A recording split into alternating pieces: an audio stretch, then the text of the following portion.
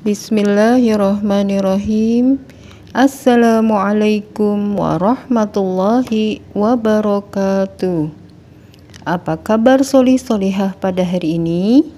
Semoga anak solih-solihah sehat semua dan selalu dalam lindungan Allah. Amin. Sebelum mulai belajar, kita berdoa dulu ya. Kita baca doa pembuka hati dan doa sebelum belajar. A'udzu billahi minasyaitonir rajim. Bismillahirrahmanirrahim. Rabbi shrah li sadri wa yassir li amri wahlul 'uqdatam min lisani yafqahu qawli. Rabbi zidni ilma warzuqni fahma. Amin ya rabbal alamin. Alhamdulillah, kita sudah berdoa ya. Anak-anak, waktu pekan kemarin Ustazah sudah menjelaskan materi tentang keberagaman karakteristik individu di masyarakat. Dan Ustazah sudah menjelaskan tentang pengertian keberagaman karakteristik individu di masyarakat dan bentuk-bentuk keberagaman karakteristik individu di masyarakat. Nah, untuk pertemuan hari ini, Ustazah akan membahas tentang keberagaman budaya, keberagaman agama, dan keberagaman mata pencaharian atau pekerjaan. Silahkan anak-anak menyimak video dari Ustazah dengan baik. Selanjutnya tentang keberagaman budaya. Indonesia terdiri atas keberagaman suku bangsa dan memiliki kebiasaan dan adat istiadat masing-masing. Kebiasaan dan adat istiadat dilakukan secara berulang-ulang sejak zaman nenek moyang. Dan akhirnya kebiasaan dan adat istiadat itu menjadi budaya khas suatu suku bangsa. Budaya dipengaruhi oleh lingkungan tempat tinggal suatu suku bangsa. Lingkungan tempat tinggal di setiap suku bangsa berbeda-beda, sehingga budaya setiap suku bangsa juga berbeda-beda. Budaya suku bangsa dapat kita lihat dalam kehidupan sehari-hari. Contohnya, rumah gadang, rumah adat di Sumatera Barat. Rumah Baanjung, rumah adat di Kalimantan Selatan.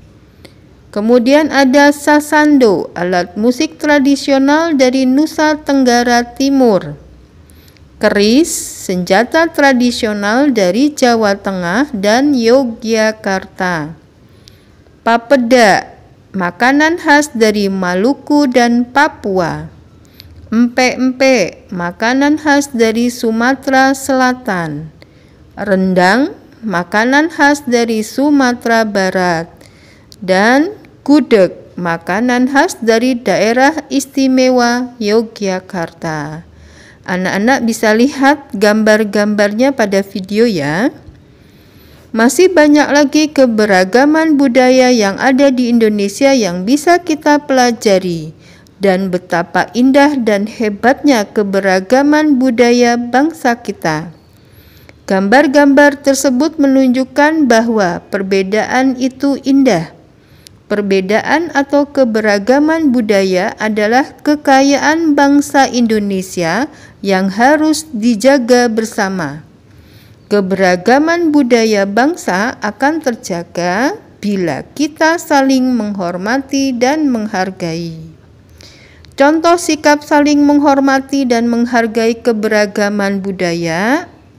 Yang pertama adalah bangga ketika memakai baju adat dari daerah asal. Yang kedua, mempelajari tarian adat daerah lain. Yang ketiga, menonton pertunjukan dari daerah lain. Yang keempat, memuji keindahan keberagaman senjata tradisional. Nah, anak-anak, itulah materi tentang keberagaman budaya. Materi selanjutnya adalah keberagaman agama. Ada 6 agama yang diakui pemerintah, yaitu Islam, Kristen, Katolik, Hindu, Buddha, dan Konghucu. Hari raya, kitab suci, dan tempat ibadah setiap agama berbeda-beda. Islam, hari rayanya adalah Idul Fitri. Kitab sucinya Al-Quran. Tempat ibadahnya masjid. Kristen, hari rayanya Natal. Kitab sucinya Injil dan tempat ibadahnya gereja. Katolik, hari rayanya Natal. Kitab sucinya Injil, tempat ibadahnya gereja. Hindu, hari rayanya Galungan, kitab sucinya Weda, dan tempat ibadahnya Pura. Buddha, hari raya Waisak, kitab sucinya Tripitaka, tempat ibadahnya Wihara. Dan yang terakhir adalah Konghucu, hari rayanya Imlek, kitab sucinya Sisu Wujing, dan tempat ibadahnya Klenteng. Contoh sikap saling menghormati dan menghargai antar umat beragama, yaitu contohnya tidak mengganggu teman yang beribadah. Yang kedua, memperbolehkan teman melaksanakan ibadah sesuai agamanya. Yang ketiga, mau bermain dengan teman berbeda agama. Dan yang terakhir, melaksanakan kerja bakti bersama tetangga tanpa membedakan. Materi selanjutnya adalah keberagaman mata pencaharian atau pekerjaan. Ada beragam pekerjaan di masyarakat. Ada yang menjadi guru, pedagang, dokter, pegawai kantor, sopir, petani, dan sebagainya. Pekerjaan masyarakat dipengaruhi oleh lingkungan alam tempat tinggalnya. Contohnya, masyarakat di pantai bekerja sebagai nelayan, penjual souvenir, atau pemilik penyewaan kapal. Yang kedua, masyarakat di daerah pegunungan bekerja sebagai pemetik teh, penjual makanan, pemilik penginapan, dan penjual oleh-oleh di tempat wisata. Yang ketiga, masyarakat di daerah pedesaan bekerja sebagai petani padi atau sayuran. Dan yang keempat, masyarakat di daerah perkotaan bekerja sebagai pegawai kantor, pelayan toko, atau sopir angkutan umum. Setiap pekerjaan yang bermanfaat itu baik. Kita harus menghormati pekerjaan yang dilakukan oleh orang lain. Bagaimana cara menghormati pekerjaan orang lain?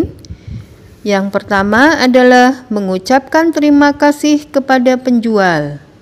Yang kedua, menjaga kebersihan tempat umum. Yang ketiga, membayar ongkos angkutan umum. Dan yang keempat, membayar makanan yang dibeli. Sikap menghormati pekerjaan orang lain banyak manfaatnya. Orang akan bekerja lebih semangat jika dihargai. Kita akan mendapatkan pelayanan dengan baik. Kita juga dapat menikmati hasil pekerjaan orang itu dengan nyaman.